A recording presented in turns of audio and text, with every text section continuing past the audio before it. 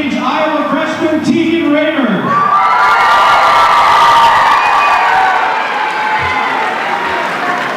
Hello everyone, how are we feeling tonight?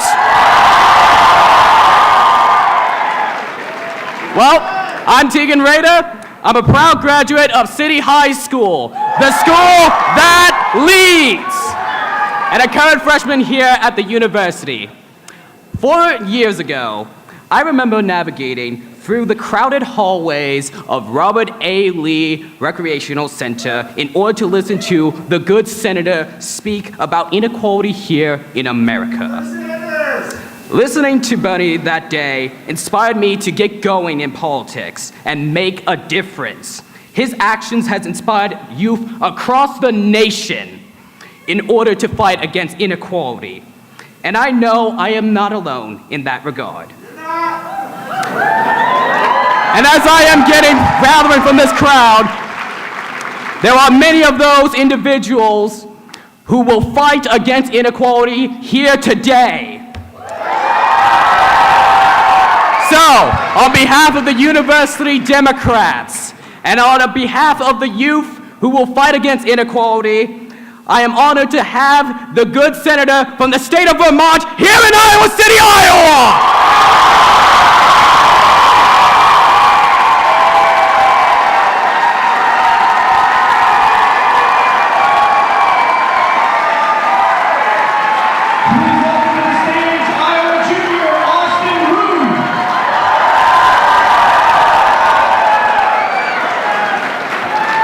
Hello there, everyone. I'm Austin Wu, and I'm a junior here at the University of Iowa from Cedar Rapids studying public health. The series of events that eventually brought me here began almost 4 years ago. I remember sitting in the office of my high school with a friend sometime in the spring of 2015. Imagine that. For reasons long forgotten, I swear I wasn't in trouble. When he asked me if I knew who Bernie Sanders was, I didn't. Upon further research, however, I was intrigued by his lifelong and steadfast dedication to combating income inequality and slate of issues he ran on: a higher minimum wage, universal health care, paid family leave, and perhaps a little less well known, offering a safe alternative to risky payday loans through postal banking.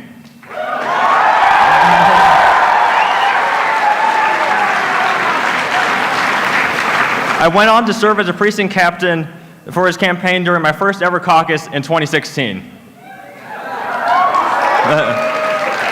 Fast forward 3 years, and those issues that I mentioned earlier are just as important, now more than ever.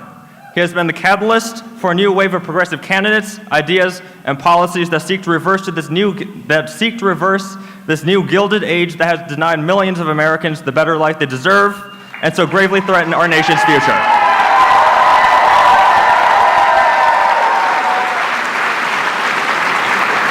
And that is why I'm proud to welcome Senator Sanders here back to the great state of Iowa.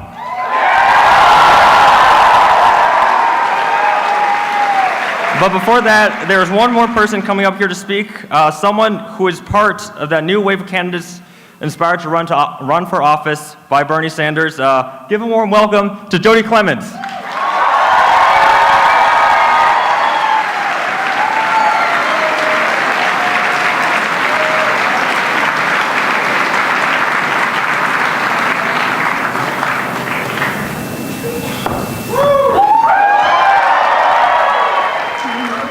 Thank you. So if I were to have to choose one word to describe my introduction to Bernie Sanders, that word would have to be reluctant.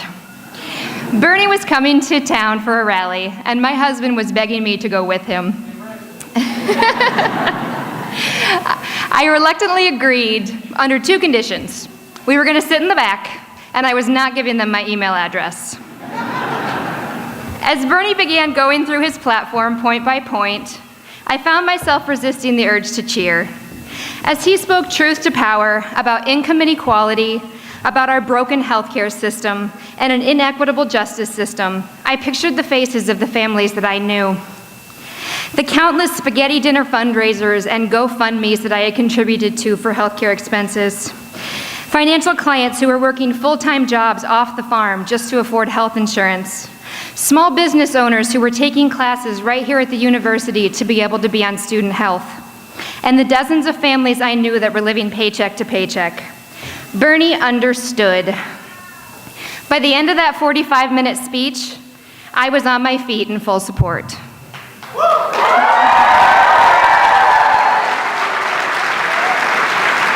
Bernie made it very clear throughout his campaign that this was not about him, it was about us, me and you, working together to reclaim our democracy and build an economy that works for all of us, not just the wealthy few. He said to each of us, he said, get informed, get involved, and run for office. And thousands of us across the United States did just that. In early 2017, I watched as our state house here in Iowa went after union rights, workers' rights, and voters' rights. So I decided to run for the Iowa House. By following Bernie's lead, we accomplished so much. We brought new faces into the process from all sides of the political spectrum, and we built an amazing team of volunteers, many of which I see here. We put a bird on it and raised $70,000 from over 1,000 individual donors in our district without PAC money.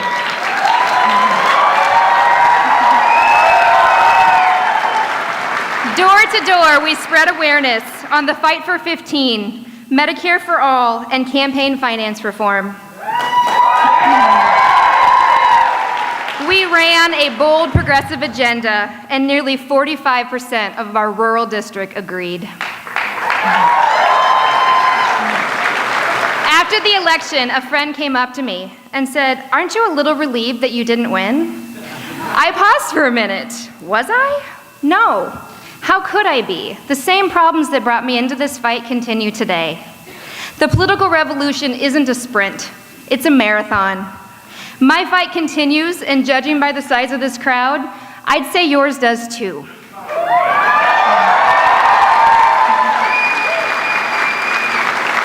Bernie has already won over the nation with his policy proposals of a $15 minimum wage and Medicare for all. In 2020, it's up to all of us to help him win the White House.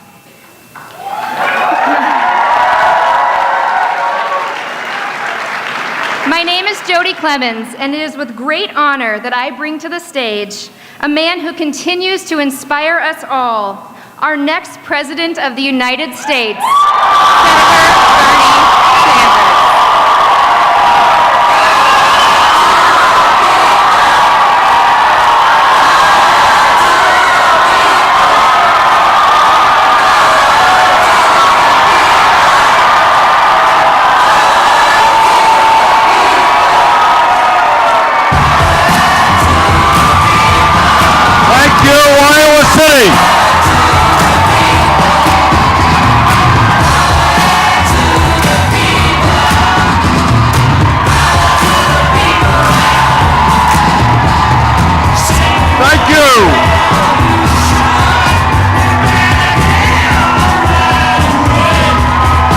Thank you.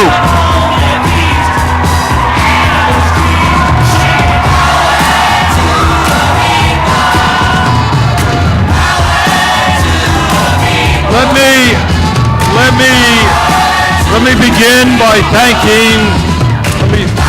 thanking Jody for that beautiful love you too.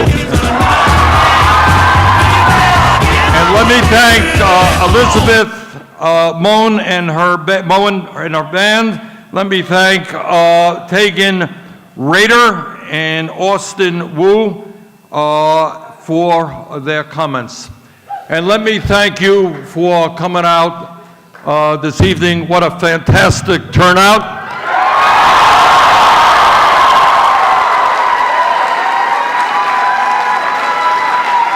My only regret is we didn't get a larger room because of about 500 people in the overflow. So we thank them very much for being here as well.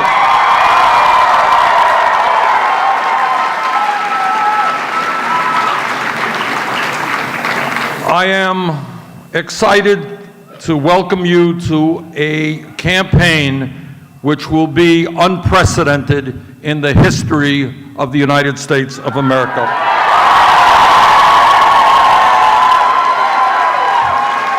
This is a campaign which is not only going to win the Democratic nomination, is not only going to defeat Donald Trump, the most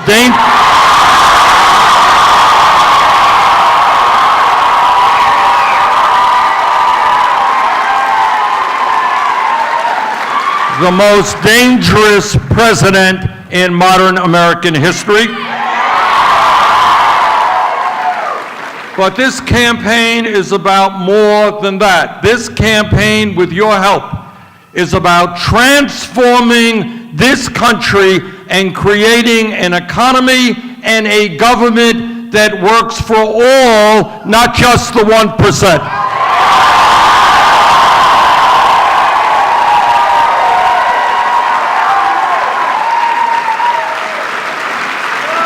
And tonight I want to welcome you to a campaign which says loudly and proudly that the underlying principles of our government will not be greed, kleptocracy, hatred, and lies.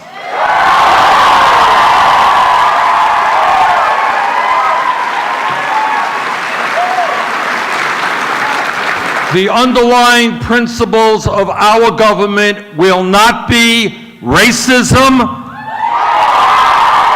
sexism, xenophobia, homophobia, and religious bigotry.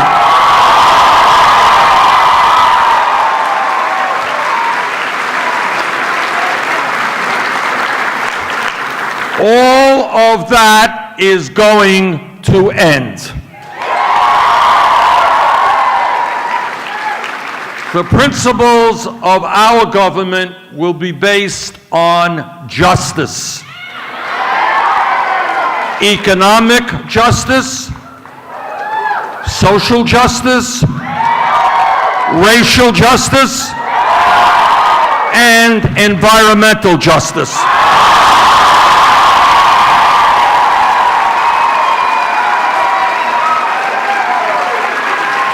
Tonight, I want to welcome you to a campaign which tells the very powerful special interests who control so much of our economic and political life that we will no longer tolerate the greed of Wall Street, the greed of corporate America, and the greed of the billionaire class.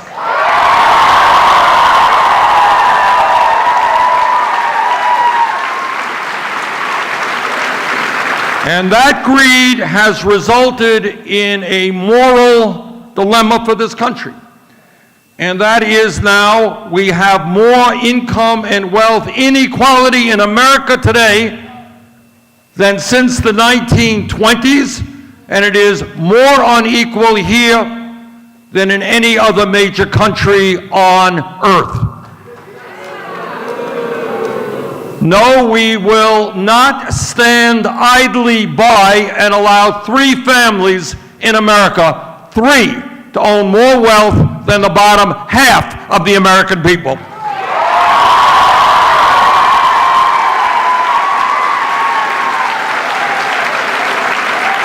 While at the same time, 20% of our children live in poverty, veterans sleep out on the streets, and seniors cannot afford the prescription drugs they need. We will no longer accept 46% of all new income going to the top 1%, while millions of people in Vermont and Iowa and all over this country are forced to work 2 or 3 jobs just to pay the bills.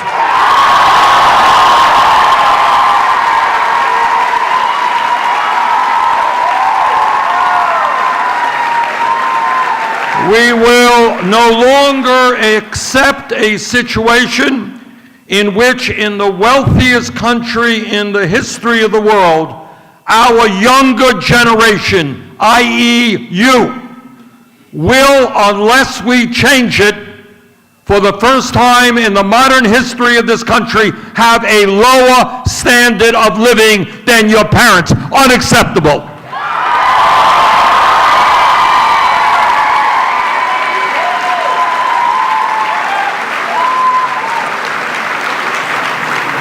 I have 4 kids and 7 grandchildren. Downward mobility is not acceptable to me. It is not acceptable to the American people. This campaign is about moving our people up, not down.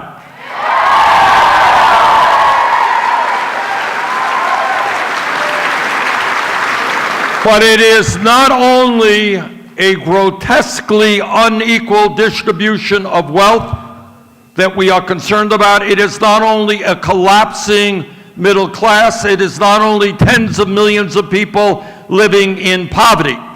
Not only do we have to create a just economy, we also have to deal with a corrupt political system.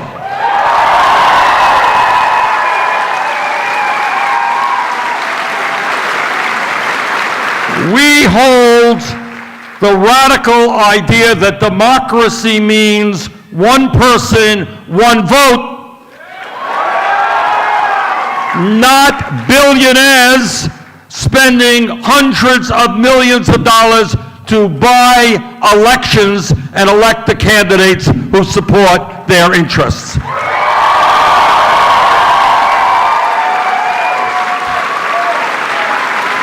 And that is why we are going to overturn Citizens United.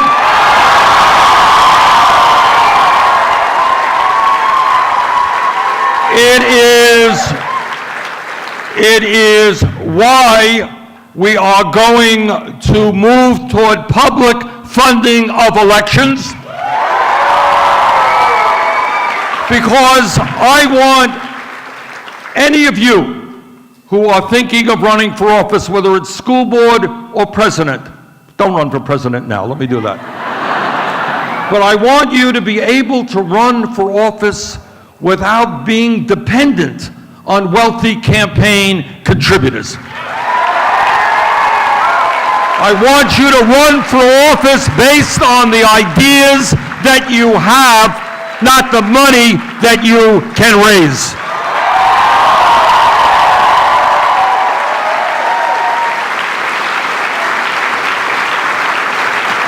Tonight, I want to offer a very special thanks to the people of the great state of Iowa. In 2016, this is where the political revolution began. Thank you, Iowa.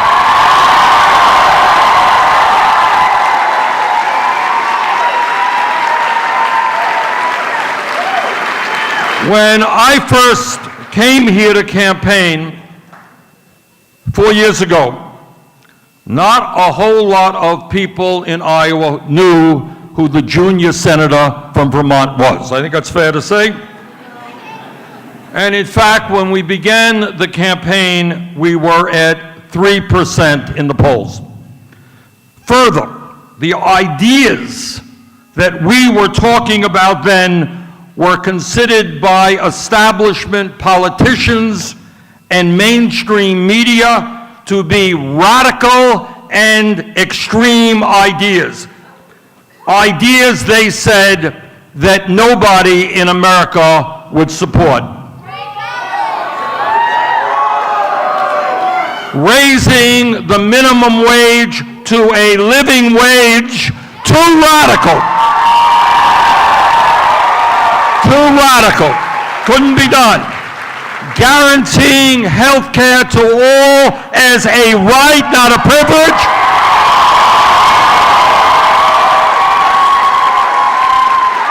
Too radical. Creating up to 15 million jobs by rebuilding our crumbling infrastructure with a $1 trillion investment? Too radical. Trying to save the planet by aggressively combating climate change? Too radical.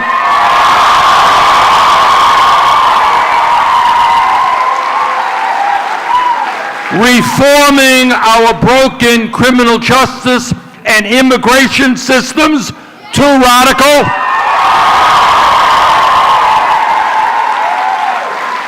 And here's one that was way, way out there: not taking money from super PACs.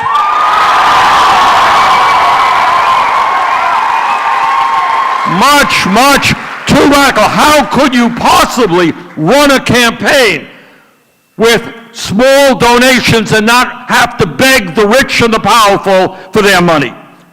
Ending the power of superdelegates at the Democratic Convention.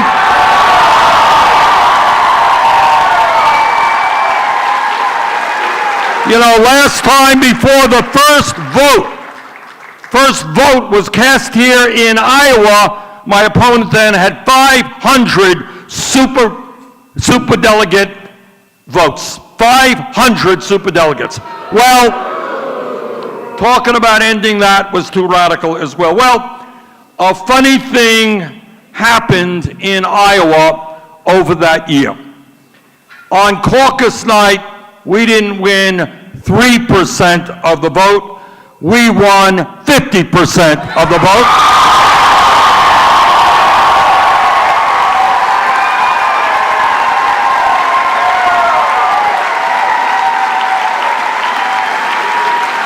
And that great start here in Iowa led us to victories in 22 states across the country,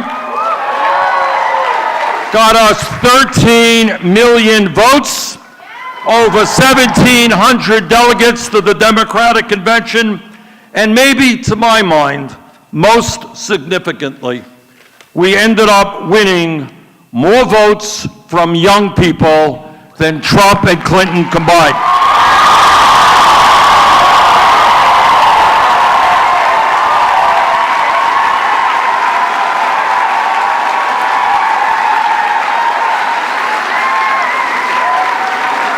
And by the way, those ideas that we talked about here in Iowa 4 years ago that seemed so radical at that time, well, today, virtually all of those ideas are supported by a majority of the American people.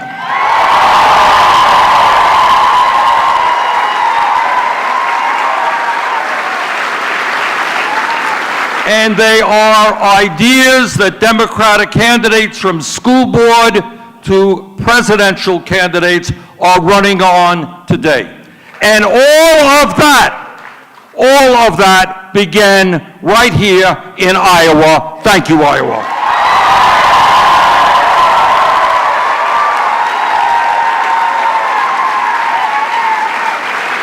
Iowa began the political revolution in 2016, and with your help on this campaign, we are going to complete what we started right here.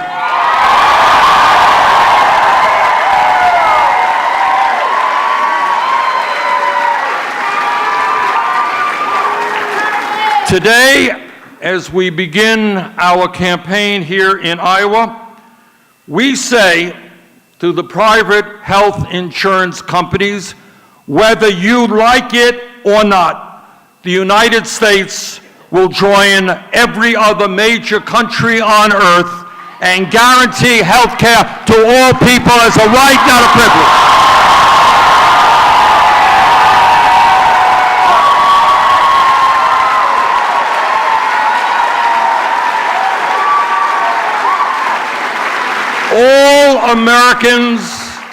All Americans are entitled to go to a doctor when they are sick, whether they are rich or poor.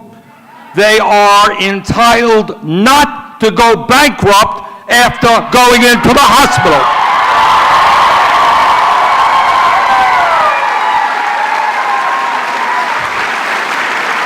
We will no longer continue a dysfunctional healthcare system which forces us to pay twice as much per capita as almost any other major country on earth, while at the same time our life expectancy is going down and our healthcare outcomes are not as good as other countries.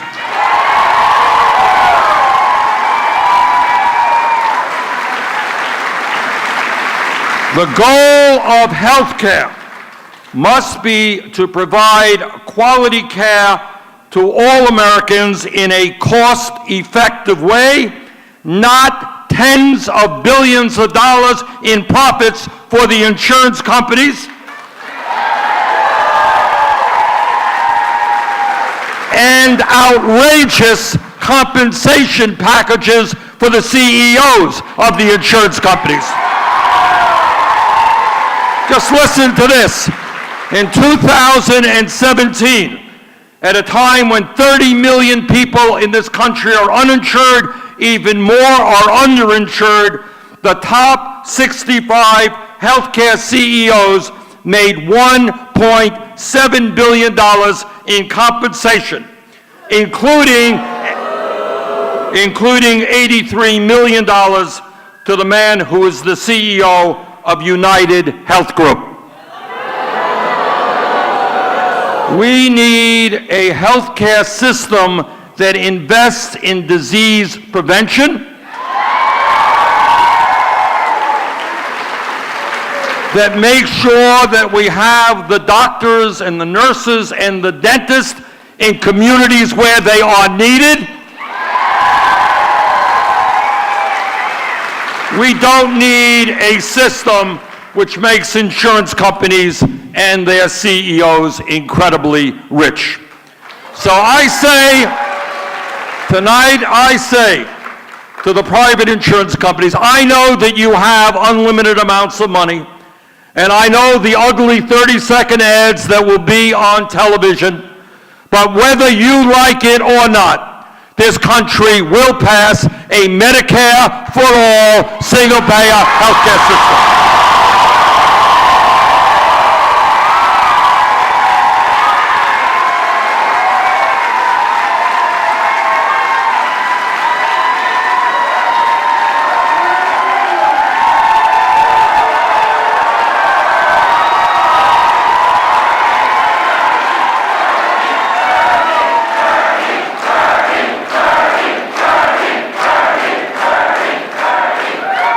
And today, we say to the partners in crime of the insurance companies, the pharmaceutical industry,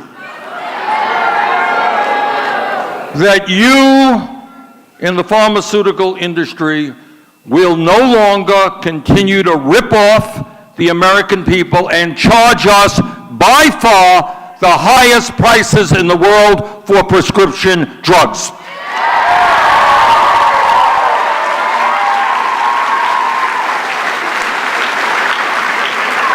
When we talk about a dysfunctional healthcare system, it's not just that CEOs make tens of millions of dollars a year, money which should be going to provide healthcare to people. It is the absurdity, think about this for a moment, that in America today, 1 out of 5 people who get a prescription from their doctor cannot afford to fill that prescription because of the high price of the medicine they need. Think about that. How crazy is that? People are sick, they go to the doctor, they cannot afford the medicine they need. So we say to the insurance companies and we say to the drug companies, a new day is coming in America for healthcare.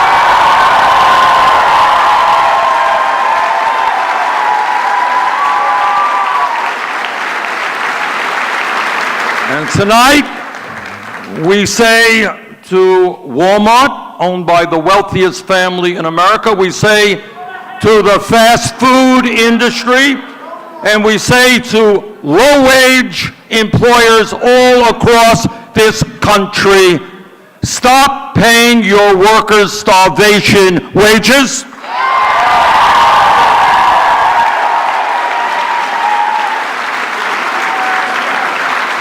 here in Iowa and throughout America, there are workers trying to get by on $8, $9, $10 an hour, and the truth is, you cannot live with dignity on those starvation wages.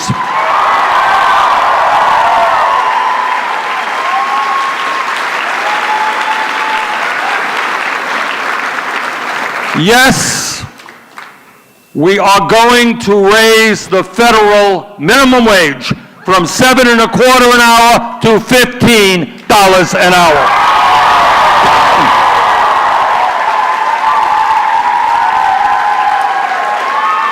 It is not a radical idea to say that if somebody works 40 hours a week, that person should not be living in poverty.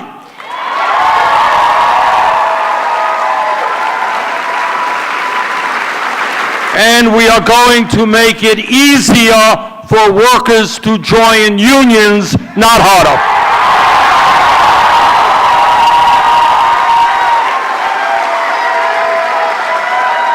Now, I want to say a word about the progress that we're making on this issue. And again, it started right here in Iowa. 4 years ago, when we talked about the idea of a $15 an hour minimum wage, it seemed like an impossible dream. Well, since then, I am happy to tell you that 5 states in this country have passed legislation raising the minimum wage to $15 an hour.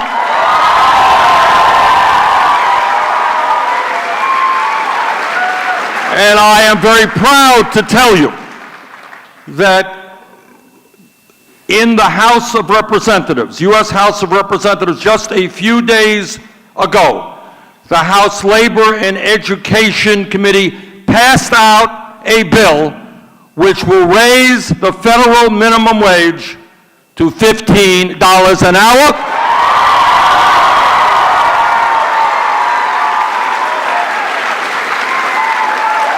And I expect that bill to be passed in the next few weeks. And in the Senate, the legislation that I have offered, the same legislation has some 30 co-sponsors. That bill is going to come to the Senate. We need your help to tell Senators Grassley and Ernst that they have got to raise the minimum wage.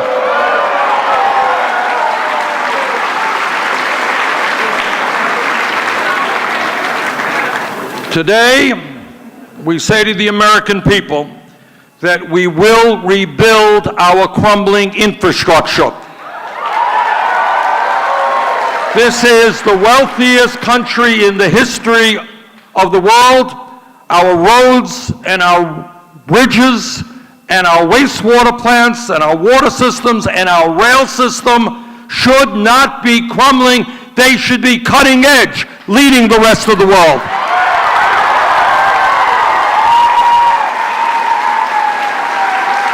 And when we rebuild our crumbling infrastructure, we can create up to 15 million good-paying jobs.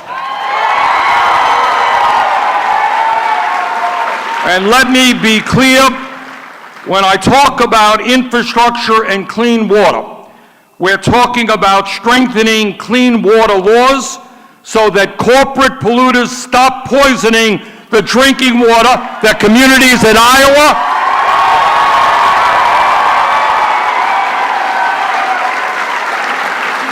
and across the country rely on. You know, it is, again, this is America. When you turn on the water tap in your home, whether you live in Iowa or Flint, Michigan, you have a right to expect that the water that you drink is clean.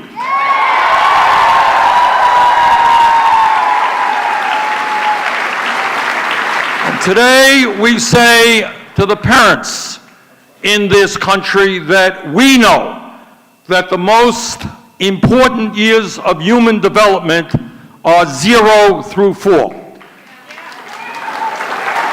That's when human beings grow intellectually and emotionally. And we are going to end the dysfunctional child care system, the unaffordable child care system.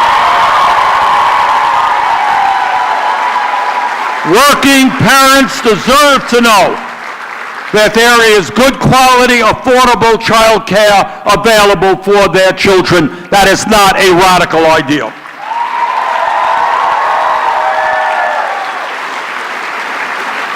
And today we say to our young people that we want you, we need you to get the best education that you can, not only for yourselves, but for the country.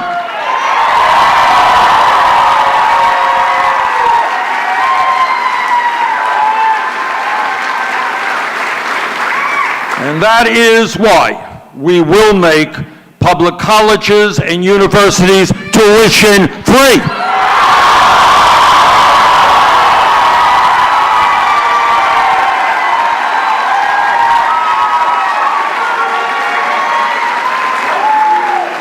How many of you right here this evening are dealing with student debt? You know, just stop and think again. Think outside of the box. You know, we take it for granted. Working class kids go to college, they graduate deeply in debt. That is insane. You should not have to mortgage your future for the crime of getting a college education.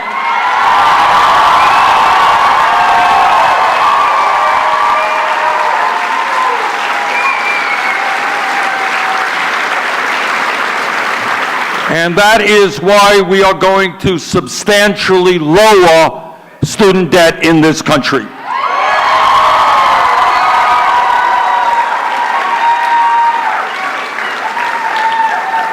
And today we say to our senior citizens, we understand that you cannot live on $12,000 or $13,000 a year Social Security.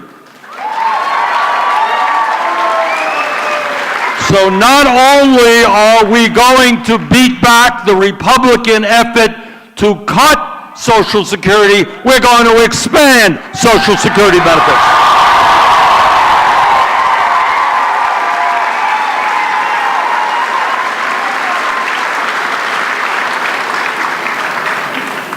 You know, Donald Trump, he embarrasses us every single day. Trump told the working people of Iowa and Vermont and this country that he was going to stand with them. I know it will shock you when I tell you he lied. President Trump, you don't stand with working people when you told them you were going to provide health care to everybody, and then you pushed legislation that would have thrown 32 million Americans off of the health care that they have.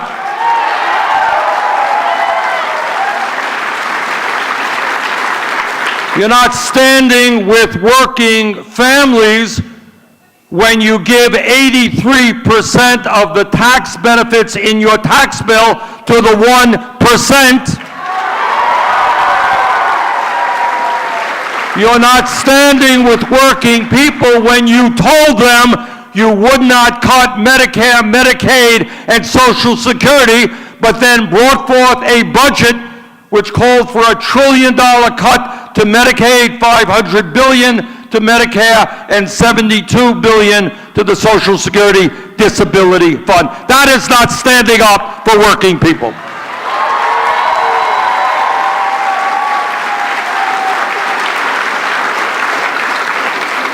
But it's not only bad enough that we have a president who is a pathological liar. We have a president who rejects science.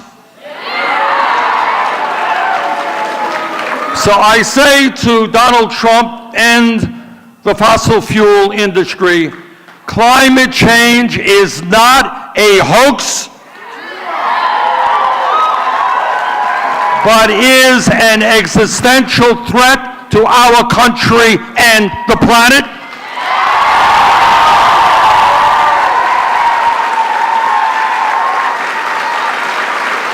And together, we must and will transform our energy system away from fossil fuel to energy efficiency and sustainable energy.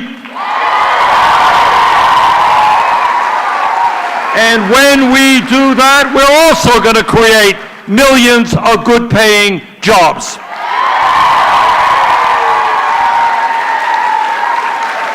This issue of climate change is a profound moral issue because all of us have a moral responsibility to make certain that the planet that we leave to our children and our grandchildren is a planet that is healthy and habitable.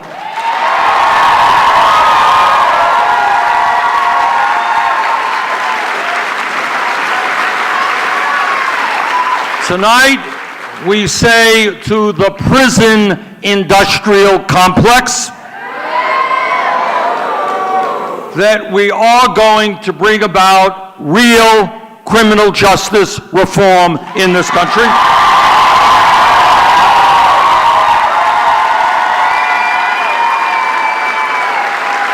This is America. We should not be having more people in jail than any other country on earth, including China.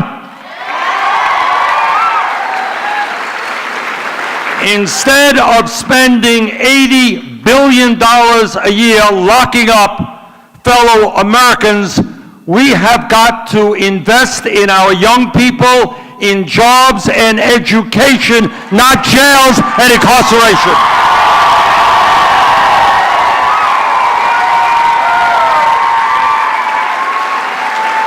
And when we talk about real criminal justice reform, we're talking about no more private prisons and detention centers.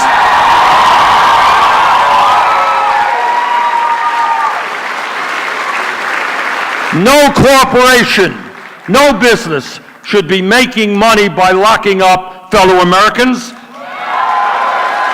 We are going to end the war on drugs that has destroyed so many lives.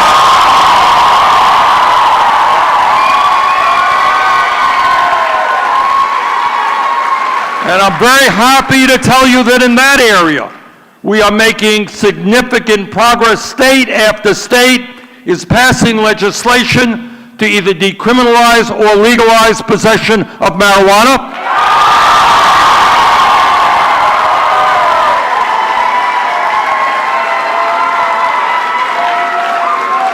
And there are communities around this country who are beginning to expunge the records of those people arrested for marijuana possession.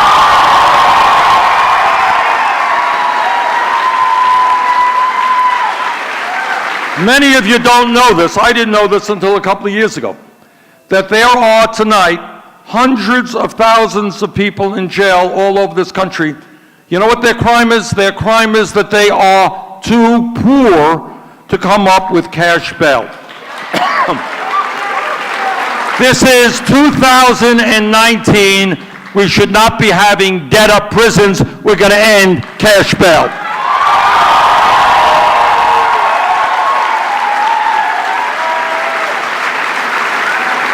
You know, when we talk about criminal justice reform, we are going to change a system in which tens of thousands of Americans every single year get police records because of possession of marijuana. But not one major Wall Street executive went to jail for the crime of destroying our economy in 2008.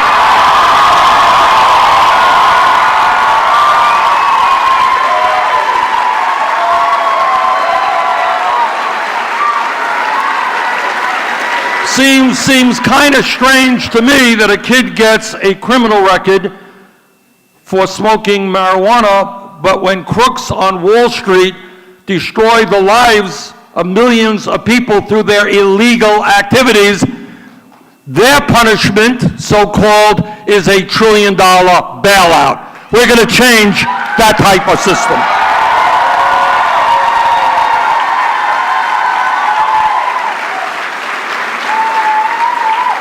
Today, we say to the American people that instead of demonizing the undocumented immigrants in this country, we are going to pass comprehensive immigration reform and a path toward citizenship.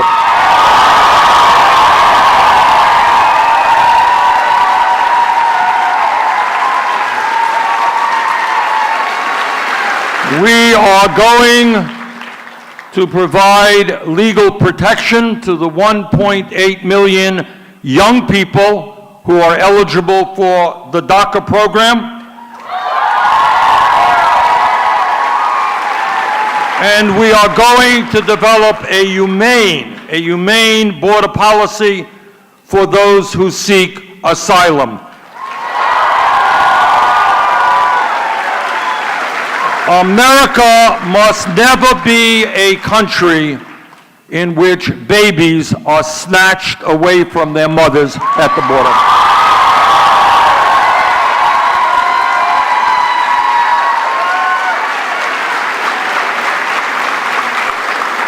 Today, we say to the top 1% and to the large profitable corporations in this country, people, by the way, who have never, ever had it so good, that under our administration, we are going to end the massive tax breaks and loopholes that they currently enjoy.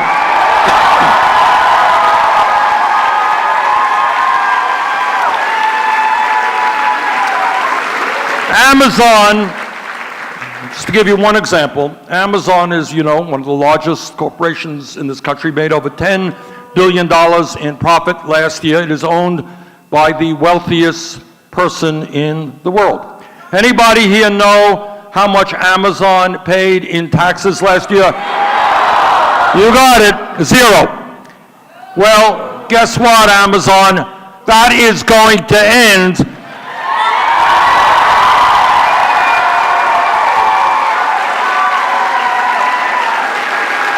We will no longer tolerate large profitable corporations paying 0 in federal taxes, stashing their profits and their wealth in the Cayman Islands and in other tax havens. The wealthy and large corporations in this country will start paying their fair share of taxes.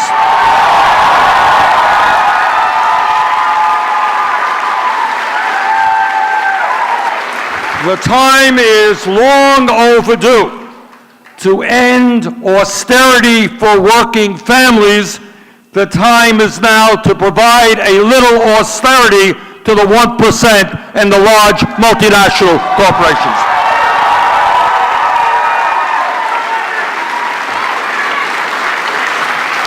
And today we say to the military-industrial complex that we will not continue to spend $700 billion a year on the military, more than the next 10 nations combined.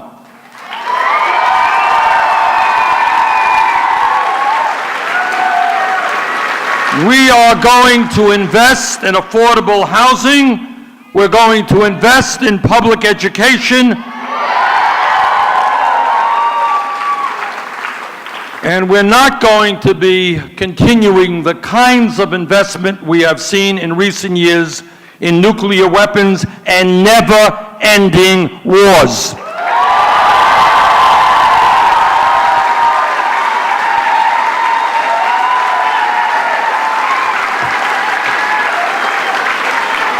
My friends, we are going to win this election, not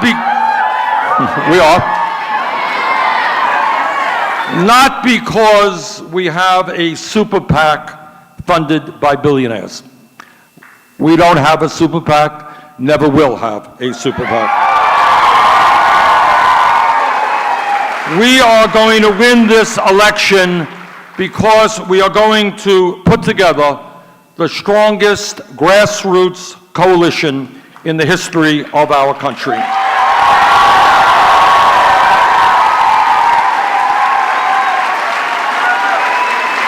Donald Trump and his political allies want to divide us up by the color of our skin, by our country of origin, by our gender, by our religion, and by our sexual orientation. This campaign is going to do exactly the opposite.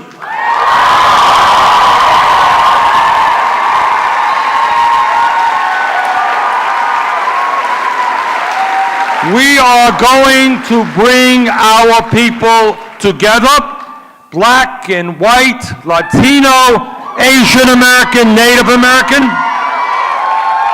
gay and straight, young and old, men and women, native born and immigrant.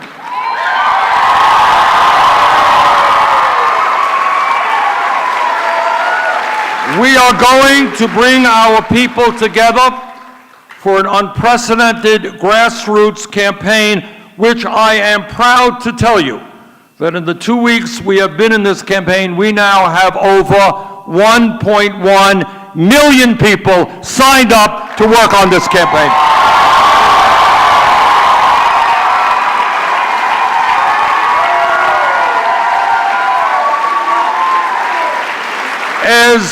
As the senator from Vermont, one of the most rural states in this country, let me be very honest with you and tell you that the United States Congress has, for too long, ignored the many, many crises facing rural America.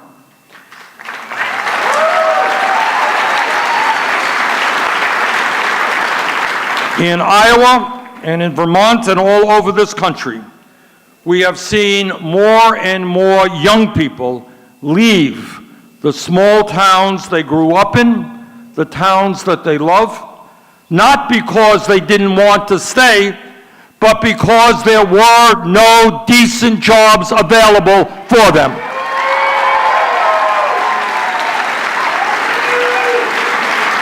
In rural America, we have seen schools and churches and community centers shut down, and once vibrant main streets become boarded up and deserted. In Vermont, in Iowa, and all across rural America, we have seen family farmers by the tens of thousands go out of business as the prices they receive for their products decline rapidly, and large agribusiness corporations and factory farming take over agriculture.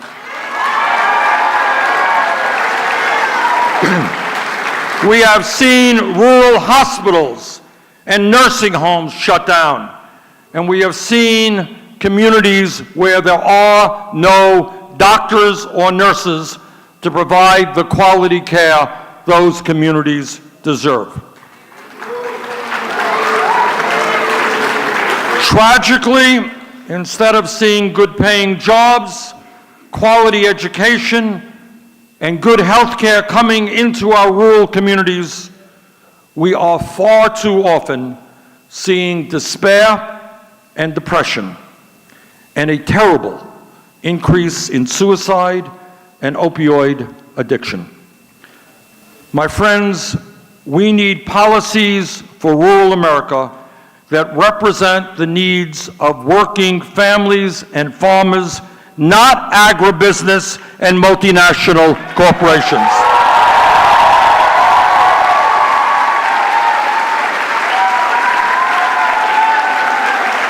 Among many other things that need to be done is for the federal government to enforce antitrust legislation. And I will appoint an attorney general who will do just that.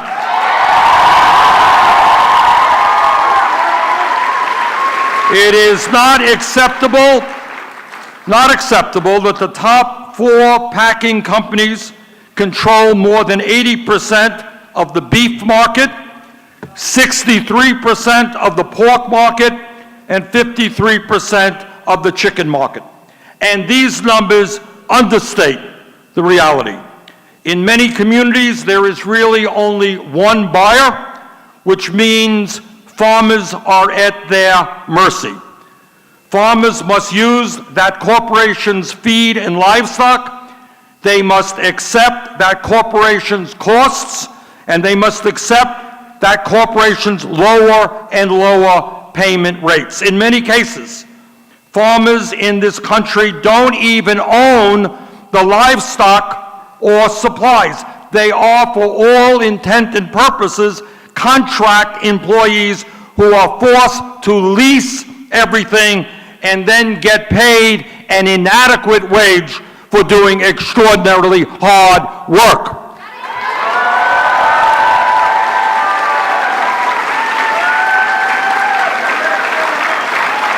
Let me give you just a few examples. Independent pork producers here in Iowa have been put out of business, and slaughterhouse workers have seen their wages remain flat for 30 years.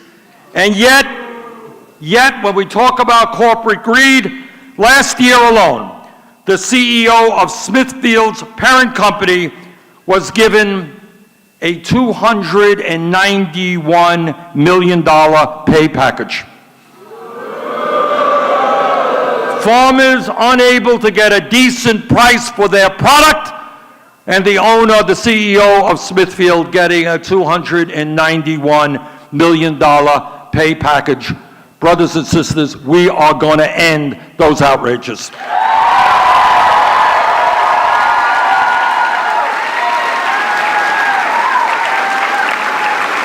With the federal government not enforcing antitrust laws, we have seen mergers like Bayer, Monsanto approved, giving the two largest conglomerates 78% of the corn seed market.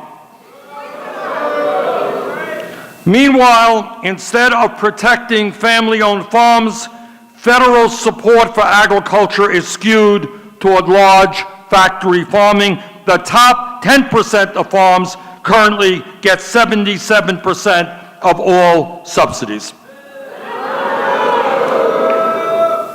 All of us who come from rural states know how beautiful our communities are and how so many people have had such great lives growing up on farms and in those communities.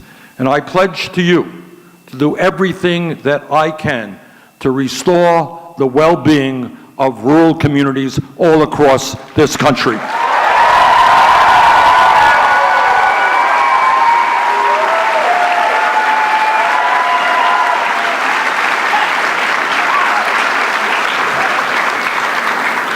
You know, we have a lot of talk in campaigns and a lot of rhetoric in campaigns, so I want to be as specific as I can and tell you some of what I intend to do when we together are in the White House.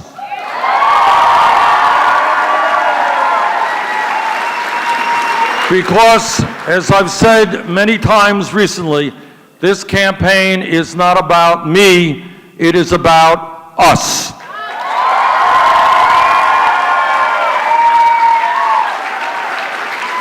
When we are in the White House, we will enact a federal jobs guarantee to ensure that every person in this country who is able to work is guaranteed a stable job.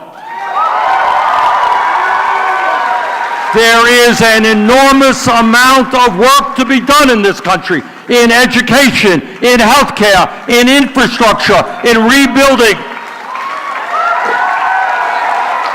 in transforming our energy system. An enormous amount of work to do. Let us do it.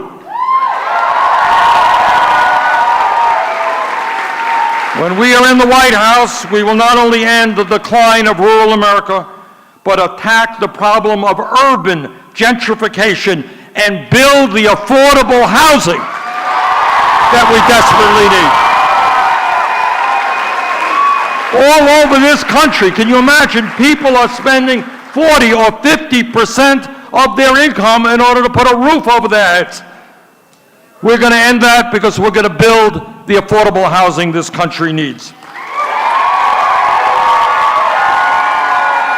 When we are in the White House, we will move aggressively to end the epidemic of gun violence in this country.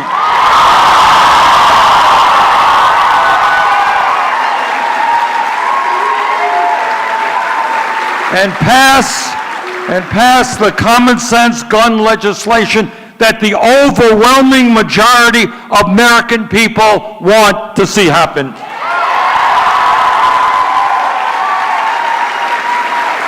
When we are in the White House, we're not only going to end the national disparities in terms of wealth and income, but we will address the racial disparities of wealth and income. And we are going to root out institutional racism wherever it exists.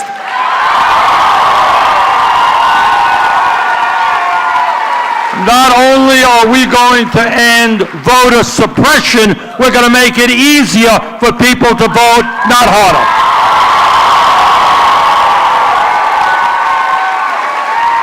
If you are an American citizen and 18 years of age, we're going to automatically register you to vote. End of discussion.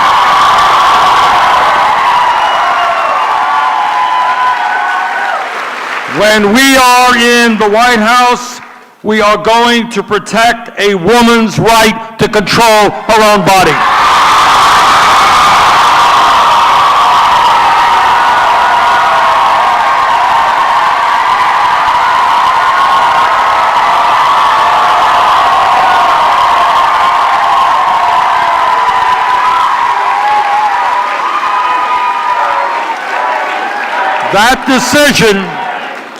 That decision does not belong to the federal government. It does not belong to the state government. It does not belong to the local government. It belongs to the women of this country. That's their body.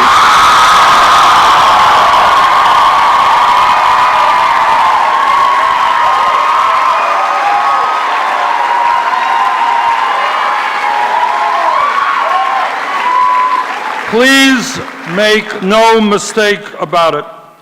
The struggle that we are engaged in is not just about defeating Donald Trump.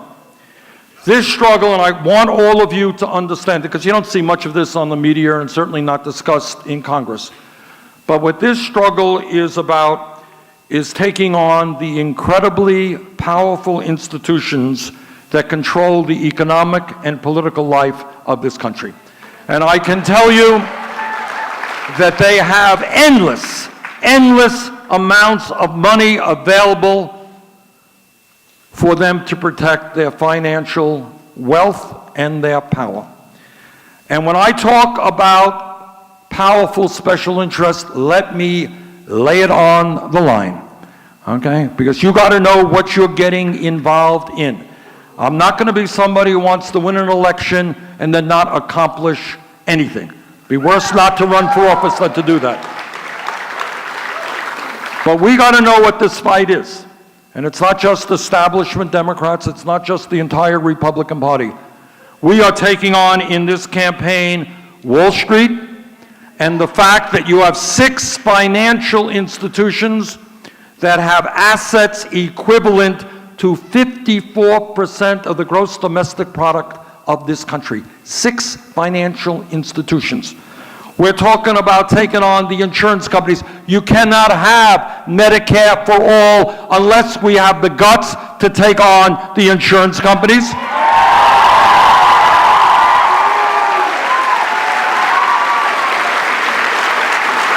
We're going to take on the drug companies and lower prices in this country. They have an endless. Last year, the 5 major drug companies made $50 billion in profits. And 1 out of 5 Americans cannot afford their medicine. They have unlimited amounts of money. We're going to take them on. We're going to take on the military-industrial complex.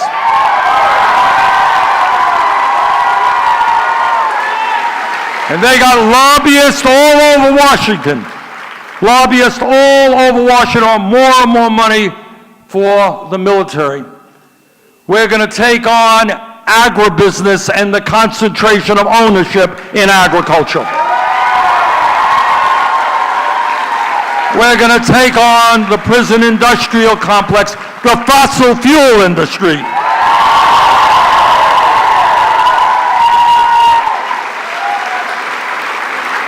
And a corrupt finance system that allows billionaires to buy elections.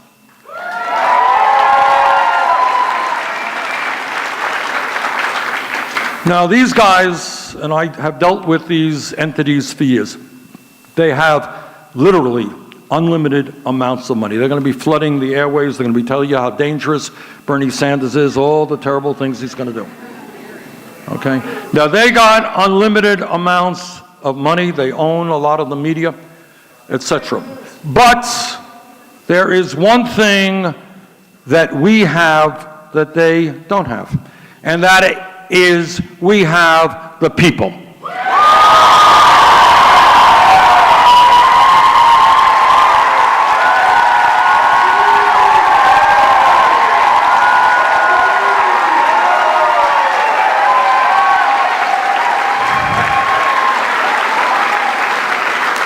Now, the political formula of Trump and his friends is to try to divide us up.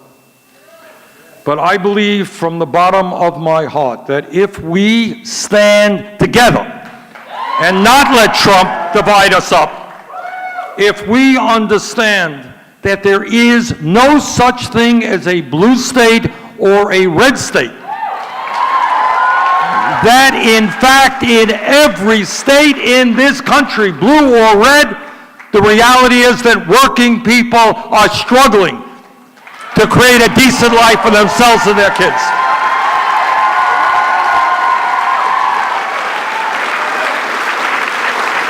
Brothers and sisters, I want to welcome you to an unprecedented campaign which intends not only to win this election, but to transform this country.